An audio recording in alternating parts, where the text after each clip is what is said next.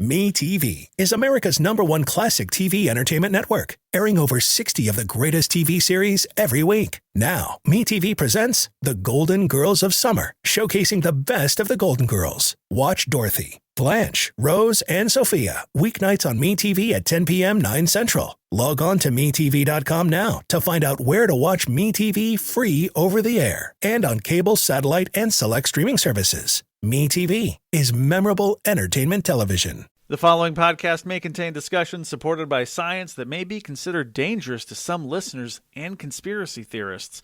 Discretion is advised.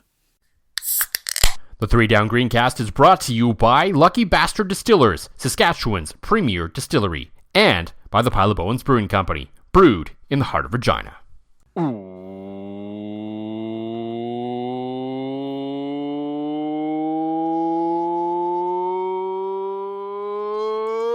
Welcome to the 3 Down Greencast. You are listening to the internet's only Bad Golf podcast. I am Joe Gasson with John Fraser, as usual.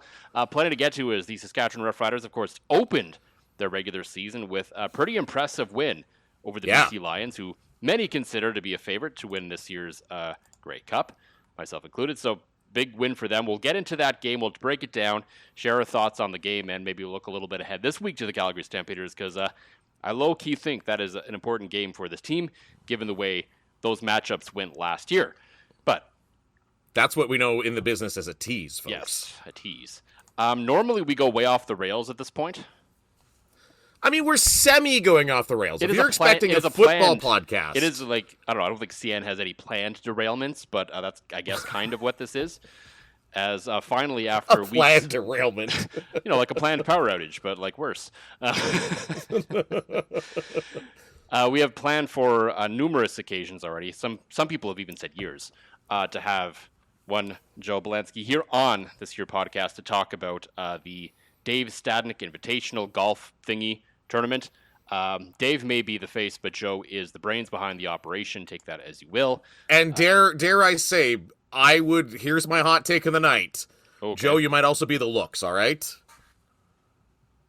I don't know if I agree with that, but I know Dave's one of your, Dave is listeners. one of the 7. Dave one of the 7. I didn't know what the number was up to. I don't know if you gained any listeners since. But. Technically, we've lost one, but in memorandum, she remains. Yes, that's right. So it's like a cult. Once you're in, you're in. Yeah, you can't exactly. leave. Whatever afterlife is, Grammy's still listening someplace, and I suddenly feel a lot less weird about some of the spicy that's takes. how she left. It wasn't like she voluntarily left. It was, No. Grammy's still listening one way or the other, and if she were with us, she would definitely still be listening. So she is always one of the 7. So forever. Of course, Joe is the guy who made the spreadsheet that John broke a few years ago now at the, I guess, technically the second ever Stadnek Invitational, the first being just a random time you and Dave and some other guys went golfing. And it's kind of just grown into what it has today. Joe, I know you've been making the CFL podcast circuit. I guess just first off, just a little bit of history about the event for any of our listeners who somehow may not know about that, even though we don't really shut up about it. Yeah, no, actually, I want to actually thank you guys personally, because you are, you were the first to actually acknowledge our tournament. Oh, wow. Yeah, no, you guys have been a supporter, and you've talked about it from like day one. I don't think you talked about it the very first year. No, because we weren't invited to your secret golf tournament at the time. That's right. Well, we'll get into that. But you guys have been participants the last 3 years that we have grown it, and I know you guys have talked about it on your pod over the years. So no, we're super appreciative, because. I mean, as long as we keep winning stuff, we're going to keep talking about it. So, especially right. And I mean, I gotta dial in my golf game this year, because I feel like a comeback. The day the Colonel left my hands, I'm like, no, I need that baby back. It's like seeing your wife with another lover. I gotta come back this year. So that's the thing. So, a little bit of history. So for those of you that may or may not know, the whole thing started in 2022 when Dave Stadnek invited me to go golfing. And that's where kind of like the joke came from, is that he invited me to go golfing, hence the invitational part. And then during that golf round, he's like, hey, there's a game in Regina, an Elks Riders game in a couple weeks. You should come to Regina. We'll go golfing the day before, then we'll go to the game and, whatever. And I'm like, yeah, that's a good idea. So we did that, and that first year, yeah, like Joel said, it was just him, myself, and Sean and Tammy Parsons. We invited people on Twitter, but I think people at the time, were kind of hesitant to just meet with some randos at a golf course to go golfing, right? Fair. So, and granted, yeah, we weren't all as good of friends as we probably are now. But the fun thing is that during both of those rounds of golf with Dave and the ones with in Regina with Tammy and Sean, I was just on Twitter after every hole. I would just post our score and the number of lost balls, and we actually had people following along and like, oh, kind of like half-ass commenting on it, right? So the following year, we kind of threw it out there and said, hey, we're kind of planning this an event. We want to do this again and kind of make it a semi-annual thing. And Dave, I think where he got the interest of people was with the CFL Fans Fight Cancer initiative, where he's like, hey, for every stroke, I'm going to donate 25 cents, and every lost ball, I'm going to donate $5. And then that, being a Excel spreadsheet nerd guy, I'm like, hey, I'm going to try to build a spreadsheet that can track our scores and figure all this money stuff out, which I did. And it was until it was fine. Broken. Right. So we actually, I think that whole fundraising aspect is what kind of got us to get people to join, right? So that first year we had 4 foursomes. We had 16 players. And then, yeah, infamously, I think it was by like hole 7 or 8, John had broken the spreadsheet. Yes. Destroyed it, which is amazing because, as I've noted on this very here pod, Joe, and as I have apologized to you on this very space, I'm very much a spreadsheet enjoyer. So I felt like it was like being handed like a delicate flower and then my ham hands just destroying it is how I felt. Right. So I luckily, just because I'm a bit of a, in my profession, whenever I'm giving something that I'm working on, the opportunity of others to look at it or use it or work on it, I always make backups. So if they mess it up, I can always go back and fix it. So luckily, I made multiple backups, and in the years since, I've always made multiple backups. But yeah, I was able to fix it. We were able to figure it out. That first year, we raised just over $600 through our really horrible golfing. That's all Mark's fault for being so good at golf. Yeah, well, that's the other problem. We got to get some of these past champions back to defend their titles. But yeah, so we raised about $600.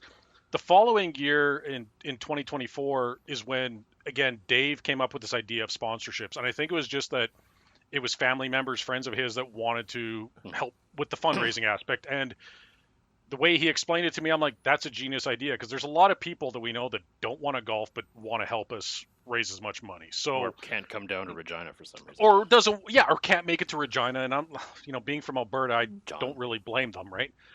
I mean, I barely want to drive through Saskatoon on my way to Regina, and the only reason I go through Saskatoon is because of Amigos, right? So, hey, I can't blame you for that one, Joe. Or the Fez, you can buy yourself some Saskatoon Berries merch.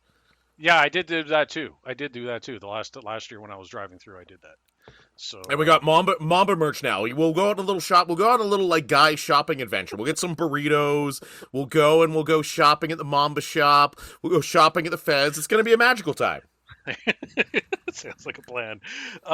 So then that following year when we introduced the sponsorships, which is friends, family, people, like you said, we had people from down east that wanted to come and play, but just logistically, timing wise, didn't work for them. Even from a financial aspect, it doesn't really work, right? So you basically just match the players' total, whatever they raise. And that year we raised $2,600. So then, yeah, that was awesome. So then last year, I tweaked the spreadsheet a little because I was like, hey, these really good golfers aren't pulling their weight in the fundraising totals. Like, you guys were only contributing like $20, where the rest of us are like in the $50-$60 range, or some cases even more. So last year we introduced a little bit of an adjusted tier system for the better golfers, where pars cost you $1, birdies cost you $5, eagles cost you $20, and if you get a hole in one, it's $100 plus a round of drinks for the entire group. Luckily, no one has hit an eagle or a hole in one yet in this. I was also going to say, tournament. thankfully, fewer and fewer of you are actually drinking these days, so it's getting a lot cheaper on that front. Yeah, exactly right. Right. There's all. See, in fairness, I'm just glad that like because I'm one of the few members of this tournament that's had an eagle at the tournament. So I like the adjusted tier system. I hope I'm donating $20 next year, Right. or this coming year. Yeah. So last year, for example, on the course that we played, there was that really short par 4. I think it was the 10th hole, and I hit the green. Like, I had a great drive and I hit the green. I literally stood there and shot ball after ball after ball trying to get an eagle, just because I'm like, it's for charity. And finally, Right, exactly. after like 7 or 8 putts, I'm like, I'm just gonna put it in for birdie and pay the $5, right? Because I knew I wasn't, like, because it was a crazy bending downhill slope thing, and I was not getting it anywhere near the hole. So I'm like, okay, I'm just gonna put in for birdie and be done with it. So last year, because of that adjusted, and the funny thing last year is we had less golfers. We only had 12, 13 golfers. I can't remember exactly, but we had a lot more sponsors. And this is where our sponsorships are super important. Is that last year we raised almost $5,300? Is just over. Is about 52.5. Wow. Yeah. So every year we're kind of like obviously been increasing. So this year, what we're doing to not only hopefully get more sponsors and more golfers out, but we've had in the past years had a lot of people that were very interested from, like, especially down east, in like Quebec, Ontario, Maritimes, places like that. They wanted to come and play with us, but again, just logistically doesn't work for them. So this year we're doing it a year-round tournament where from April 1st to November 15th, which is Grey Cup Day, you can submit your golf scorecard to any of our social media accounts, or if you go to our website on the CFL Fans Fight Cancer website, we have a link there where you just click a button, pops open your email browser, and you fill it in, attach your scorecard image, and I plug it into the spreadsheet, calculate your total. And if it's your only spreadsheet or your only scorecard for the year, let me know. I will tell you what your donation total is. You can then go to, we have a donation page, team page, I guess, for the CFL Fights Cancer that kind of keeps track of what our fundraiser total is just for our event. You go there, you click on our link on our page.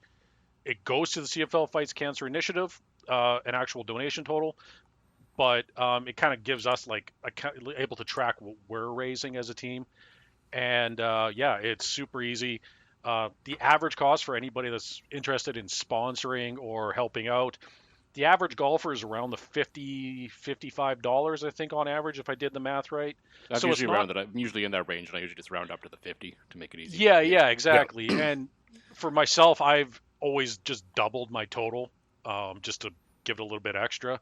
Not saying I'm just, Daddy Warbucks here, but just it's all for charity, right? Like, and we're all horrible golfers. Well, most of us are all horrible golfers, and we're just doing it to raise as much money as possible to, fight cancer and things like that. So, yeah, this year, submit a scorecard. We will plug it into our spreadsheet. For the Regina event this year, it's the Labor Day long weekend. It's the Saturday, so the 5th. Correct me if I'm wrong. I always get the date wrong. Can't remember if it's the 5th or the 6th. It's the Saturday of the long weekend. We're hoping to get a lot of people out because of obviously the big game the next day.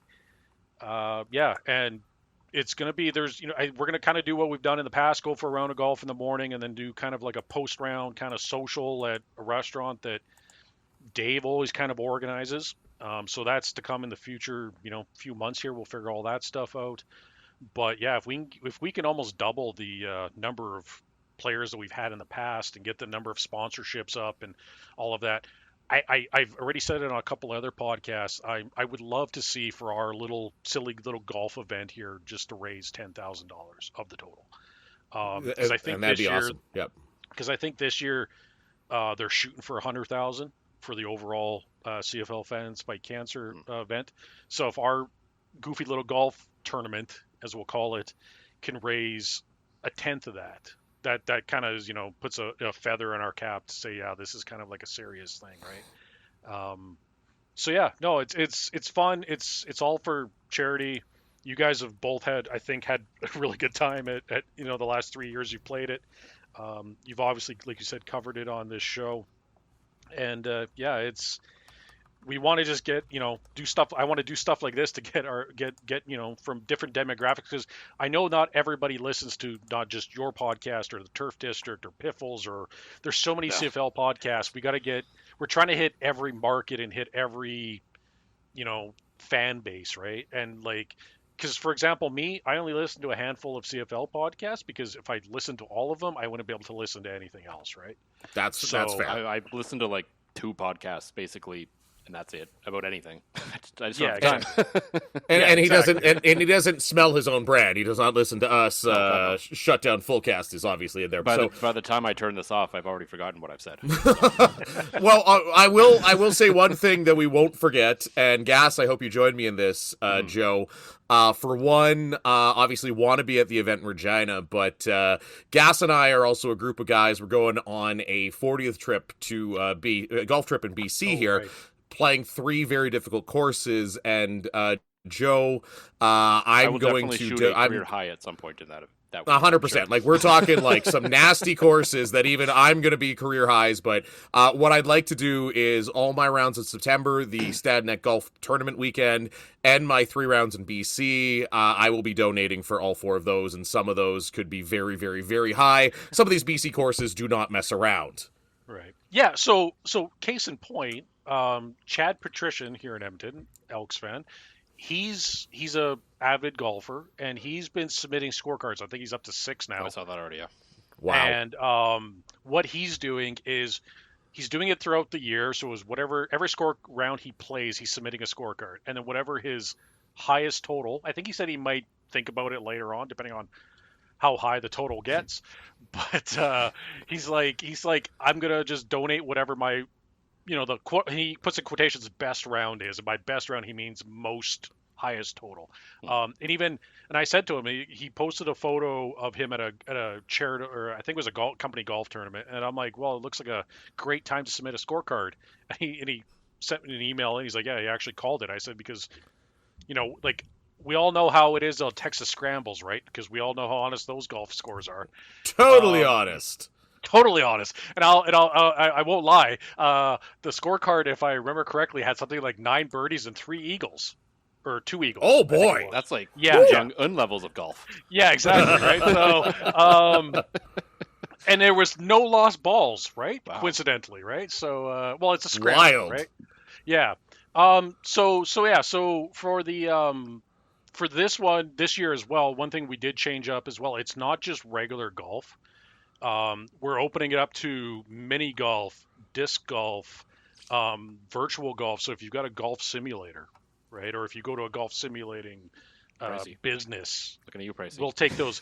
If you guys, if it's got a scorecard, our motto is if it's got a golf scorecard, you can submit it. And I know when I pitched the idea, or actually I think it may have actually been the Turf District crew when I talked to them earlier this year, they were the ones that said, well, what about mini golf? And I'm like, sure, so make mini golf. And I think they said they were going to maybe discuss going all together as a team, right, and submitting scores, right?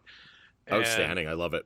Yeah. So, and that also allows for families to get out and go and do stuff. Because again, not everybody wants to go swing a golf club for 18 holes on a, summer afternoon.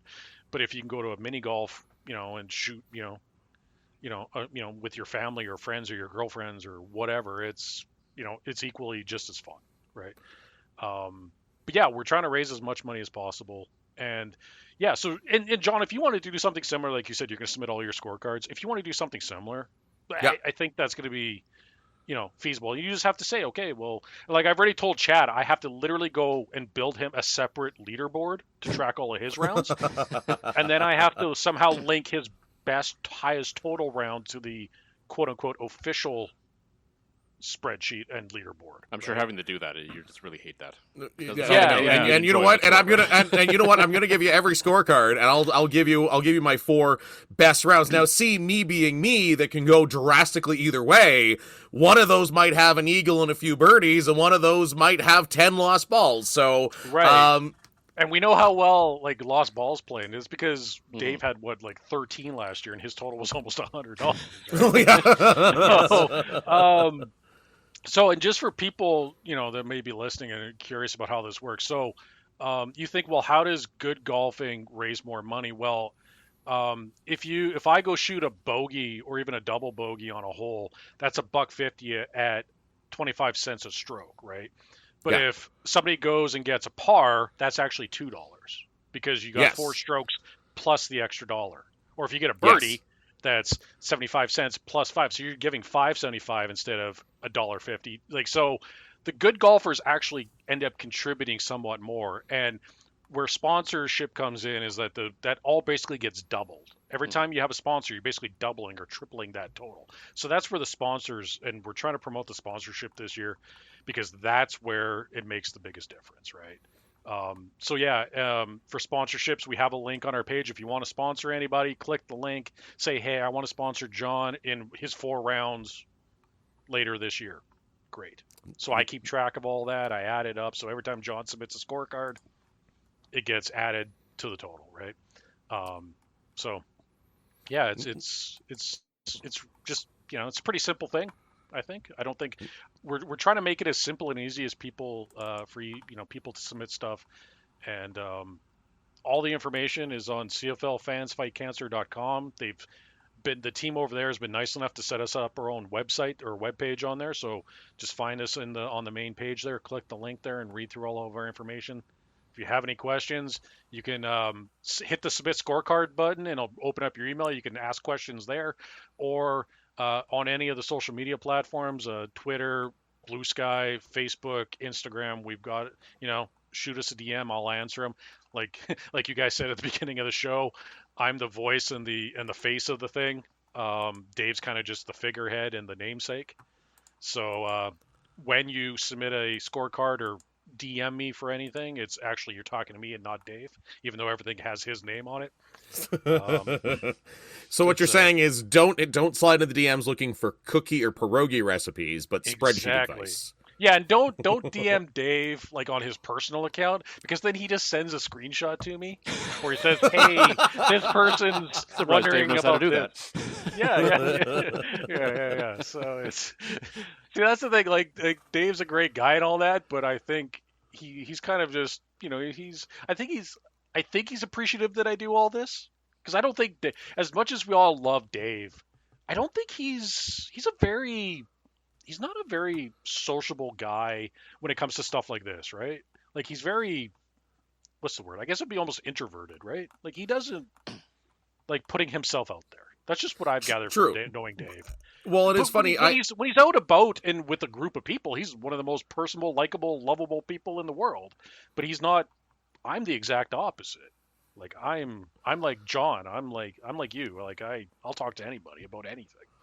And see, and that's why we've gotten along since day one. And I can tell you, Dave has confessed that he does appreciate everything you do, Joe. So thanks a zillion for coming on the pod here tonight, my friend. I will start giving you scorecards. You're going to have fun. I'm supposed to, pending rain apocalypse on Sunday, I will have a scorecard for you this Sunday, my friend. Sounds good. I'll look forward to putting it in on Monday morning and letting you know what your total is. I can't wait. And I hope it's either really good, and I owe a bunch of I hope it's in the top 4 either way, because it's a great story. So CFL Fans Fight Cancer.com, click on through and do something good. Now, if your partner's giving you a hard time about golfing, say, hey, it's for a good cause now.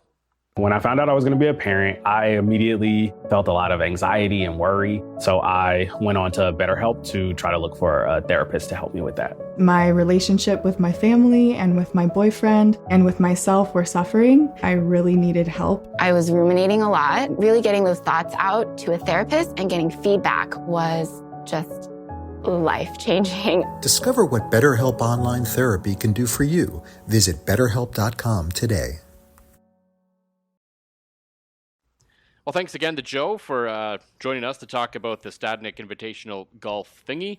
We're, of course, my team, which I guess we're going to call it now since I'm like the consistent member last year, Yes. of course, with Greg from Piffles as well.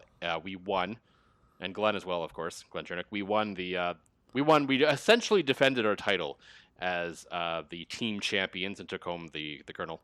So we will be looking to do that again. We will have to decide who the 4 members of this year's team actually will be, but we'll decide that at a later date once we know who's actually going to show up. But As always, we got lots to get to today. The Riders I'll be there. I'll be there this year. We'll see.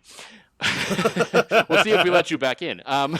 Whoa! Now, wouldn't that be fun if I could try to lead another team to the Colonel? You've just been Brendan Botchard. Except you guys actually like me. It's more just you like the other guys too. Yes, and you haven't committed light fraud, as far as we know. No, I have not. So, yes, looking forward to that as always, but also Rider fans looking forward to this weekend as the Riders will be taking on the Calgary Stampeders for their second game of the season. We will touch on that a little bit. We'll also look back at a great game against the BC Lions to end week 2 in the CFL regular season. But always, John, for the Pile of Bones Brewing Company, Lucky Bastard Distillers, what is in the glass this week?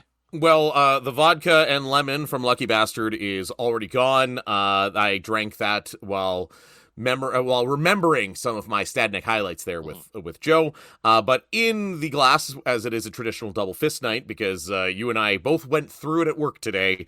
And actually, does this make it a triple fist because I'm on my second beer already? Probably. Sure. Good thing I am going with the light and breezy lawnmower from Churchill. These were on sale for $20 for 15 at the Co-op liquor stores here in Saskatoon, and you just cannot beat that. Cold beer that tastes like cold beer. For me, I have the unofficial official beer of the podcast. No need really much to say about it at this point. It's the Pile of Bones White IPA. So good in your face. Mm-hmm. That Rider game was good in the face of Saskatchewan Roughriders fans, as in their eyeballs. Oh, certainly. Their eyeballs enjoyed watching that game, I'm sure, as it was a 31-27 thriller over the BC Lions that felt a lot like the West Final. It really did. Once we got into that fourth quarter, I'm like, this feels very familiar. You were texting me because I was watching, I watched bits and pieces the first half, but the second half I was watching live, and as soon as you texted me this feels like the West Final, I'm like, oh, yes, I am suffering for deja vu on this one. Mm-hmm. It was kind of like the West Final, but maybe I think they played even better, because I think you could make the argument that in the West Final last year, the BC Lions were maybe marginally the better football team. Yes. And probably should have, or at least could have, won that game. I don't think there was any doubt in this game, if not for some Nathan Rourke heroics and a few other things that happened, the Riders were the better team in this game. You come out of the gate, you score 2 touchdowns on your first 2 drives and a field goal on your third. So you score on your first 3 drives. Sam Emelis at the time was on pace for 72 touchdowns, scoring 1 every quarter through the first half. So, if that's what you're looking at through your first half of football for the year, you have to be feeling pretty good about the team. Defense, it was nothing flashy, but I don't think they played terribly. No, because if you're going to play Nathan Rourke and the BC Lions, you're going to have to give up. You're understanding you're probably going to give up at least 20 to 25 points. So the fact that the Lions only got to 27 isn't bad. There was nothing defensively that stood out to me as oof, that's rough. They were fine. They weren't what you would expect from the Corey Mace, Josh Bell defense, but it is a defense that is trying to find its identity after many departures and sort of a new face in charge of it this year with Josh Bell, technically. So you would expect the offense maybe to carry the load for the first few weeks of the season as they sort of figure that out. And I think it's safe to say they did it. And it was interesting to me that they did it more so with Trevor Harris's arm, because I think the running game was fine, but it wasn't necessarily the feature of the game. Well, certainly. It was almost like BC had game planned to kind of take Trevor Harris away as he turns 40, right? And offenses, especially early on in the CFL, you look at the winning point totals of every single game, only one has been under 30 so far this season, and that's Edmonton with 29. Right? Yep. It's early season football. Defenses take longer to adapt. Warm weather is better for offense. So I don't think there's any real fears about the defense. No. They are always going to be slower to come along. The offense impressed the heck out of me. Yeah, right? We've seen offenses kind of struggle out of the gate with teams too, and this team over the years and others, because sometimes CFL training camps aren't that long. You get 2 preseason games, so it's not really a lot to kind of get your ducks in a row, especially when you had 8 months off in between preseason game and game number 1. Right. But I think it did work in the Riders' favor that the BC Lions were also on a week 1 bye. So they were both kind of in the same boat, and not one team had already kind of started their season already, at least. No, certainly. And how about the work by the receivers too? Mm-hmm. Schaefer Baker 165, Keyshawn Johnson 131, Samuel Emelis 91. Patrick. Oh, and the hat trick of touchdown catches. Like, it just, the offense was clicking. AJ Ouellette was effective. I mean, he wasn't great. I mean, he was finally got 69 yards or something. So like, it was not over the course of a season, you're basically getting to 1,000 yards doing that. So it's not a terrible game by any stretch of the imagination, but certainly it's not exactly what you would expect in sort of a week one when maybe you're not fully clicking yet. Right, but instead it seemed like the pass game was clicking, and they went with it, and they rolled with it, and it worked. And like I said, it was entertaining as hell. It was basically everything we kind of expected out of this team, and the Grey Cup champions winning at home. Again, still wild that neither of these teams played on week one. I understand the BC thing. The Saskatchewan thing will forever burden me through the rest of the season. This game should have opened the season. 100% it should have. Hamilton, but like this game should have opened the season. 100%. This was your best playoff game. Everybody's kind of talking about the BC Lions as being the Grey Cup favorites, going up against the Grey Cup champions. If you're the CFL head offices, if you're the schedule makers, you know this game's going to be entertaining as hell. Like, just the Nathan Rourke factor alone is going to make anything entertaining as hell. So it was, I can't come out of this game. The injury to Milligan worries me a little bit, as he might be out a couple weeks. They're saying it might be a few weeks, so maybe they dodged a bullet on something too significant there, but certainly, yeah, not encouraging when at halftime he's coming out with a sling and some ice on his shoulder. Yeah, not the best. And he's going to miss a few weeks, but if you're going to miss a few weeks, you want to do it now while everybody's kind of in the silly season, right? I know the old thing, like next year, none of these games are going to matter, but this year, they do matter to a degree, especially heading up to the Labor Day weekend, right? Well, any game within the division always matters, right? Because yes, you're talking about razor margins in terms of, finishing first to second or second to third or, making the playoffs whatsoever. So, if this is like a week one game against Montreal, you can maybe say, okay, maybe it doesn't really matter that much. But if you're playing the division opponent in your first game of the year, yeah, that matters. No, certainly. And especially, I think from looking at the league, you can kind of assume that yet again, we're going to have a very strong West Division. You have to be prepared that 4 of these teams are going to make the playoffs. It's going to be a dogfight to the end. So every divisional game is going to be huge. We kind of, I don't know, after watching Ottawa in week one, I'm like, Yeah. Ottawa's going to Ottawa, right? The East is going to continue to East, if you will. So it's a big win. It's a statement might have win. More juice than we expected, but I don't know how far that's going to get them. Right. I mean, that might, I don't think they're better than the 4. I think outside of Montreal, Hamilton, I think everybody else is coming out of the West. I think that's kind of been the general consensus. I think there's sort of like some thought that Ottawa would be better, but then I think once they picked Jake Mayer, that just kind of became a problem.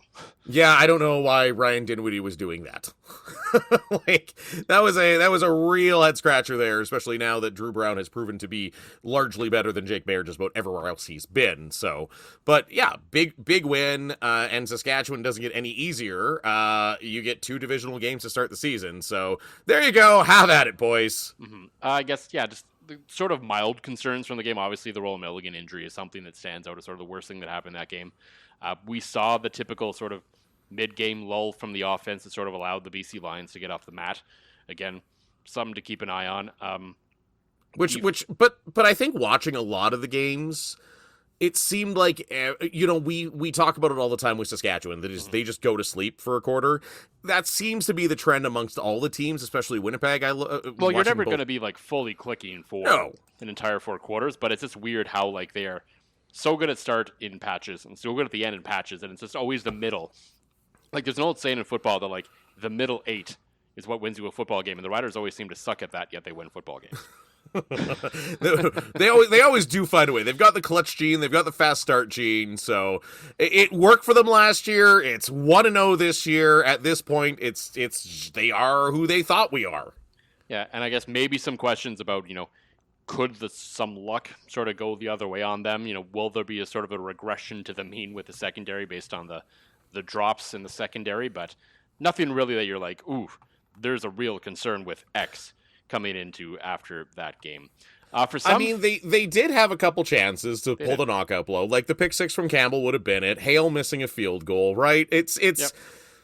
There is nothing. They came out with a win against a tough BC team that everybody thinks is going to be the greatest thing since sliced bread.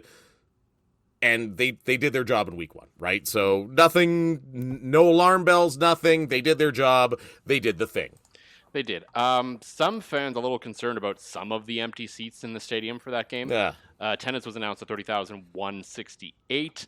A number that I tend to believe because there was, on the one side, on the east side that I can see at least, enough people in the upper deck to me. I'm like, okay, if there's that many people in the upper deck, to me, that usually means the number's in the 30s.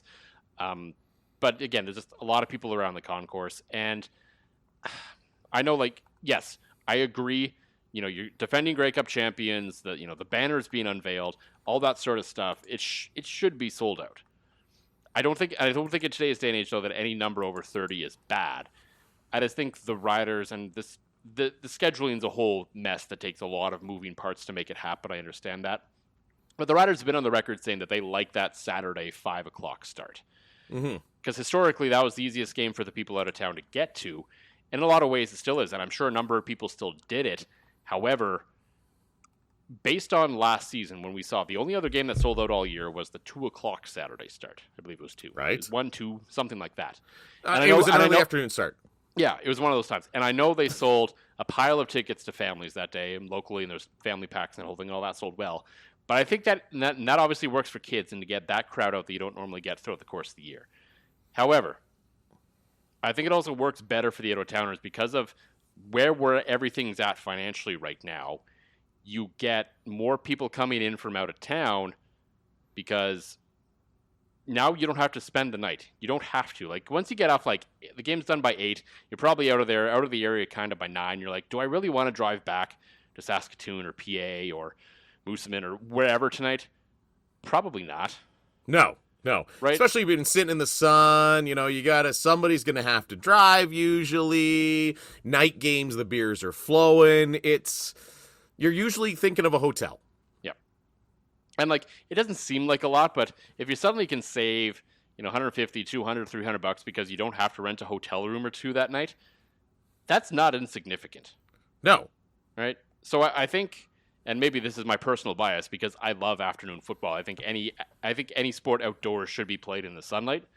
So to me, I think they should be looking in future years, if it's possible, to play more games in that time slot to help attendance. No, I agree with you 100% on that. And I think, too, anybody moaning about attendance, everything's so damn expensive these days. And it just seems like every time I say this, it gets worse. Things get more expensive, right? So Again, I can sit in my basement or go to my in-laws and watch the game and be just as engaged as though I'm in the stands, right? I think the team is doing a very good job in attracting fans back to New Mosaic because I think had they stuck with the status quo, you wouldn't have seen 30,000 people there. No. Right? The family packs are good. You've got every co-op now. You can buy a $20 ticket. That gets you in the barn, right? I mean, wander around the concourse the whole damn game. You can see it all from there, right?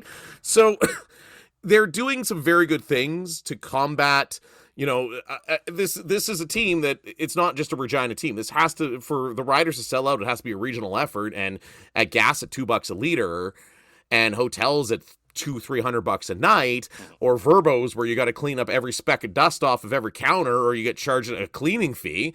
Like, I think anything over 30 is good. And I think the naysayers should just put yourself in somebody else's shoes. Right now, I would be interested to see, like, how many people came from Regina. Like, if I'm in Regina, I'm going to be at that Grey Cup opener. Yeah. Right? Just like when the preseason game is going to come here, I will be at every single preseason game that is in Saskatoon, even if they do it annually, right? That's the thing, right? Am I going to travel for a game? You know what? I do pretty okay. And I've said that before. And it's a lot to travel. It's a lot of cost. It's a lot of energy. And you don't want to spend that money on, say, I've got a family. One of my kids doesn't like watching football, right? So I think any attendance over 30, and I hate the social media discourse of, well, they didn't sell out. 30,000 people were there. 30,000 people were loud. 30,000 people were having fun. 30,000 people are having a great time. Like, there's nothing to worry about. It's not like you're drawing 8,000 to this stadium, right? So that's just, as I've gotten older and as I've had kids, the whole, you should have been at the game, that thing just pisses me off more and more. So if you're going to naysay, just naysay from your basement, from the stands, whatever high horse you want to sit on. Absolutely. They won't have to worry about attendance this week because the Riders are hitting the road. They will head to McMahon Stadium, the host site of this year's Grey Cup. And they will be taking on the Calgary Stampeders. And we don't normally look ahead at the next game too often on this podcast, but I think this is an important one. Not only because it's, as we talked about, a divisional game early in the year, and they all count. But the Riders kind of got their lunch handed to them by the Calgary Stampeders last year in both of their meetings. So if this team is, and we didn't really get to see those two teams play sort of late in the year. And the Calgary Stampeders have come out and they've talked about how they wanted the Riders last year in the playoffs, which kind of makes me giggle because I'm like, well, yeah, that meant you advanced in the playoffs. Of course you wanted them. So some people are trying to twist that in some way, but I'm like, I think I know what they're trying to say. They probably wanted them at the West Semi. But regardless, I understand Calgary's confidence based on everything that happened in that. And it'll be interesting to see how this game goes. And if sort of the Riders are able to take a step forward, even to being champs last year by saying, hey, we can now beat you because we think we're the better team now. Football is such a puzzle piece game. There are just some matchups that some teams are going to win. It was the whole thing in the West last year, right? It was like Calgary owned Saskatchewan, Saskatchewan owned BC, and I believe BC owned Calgary.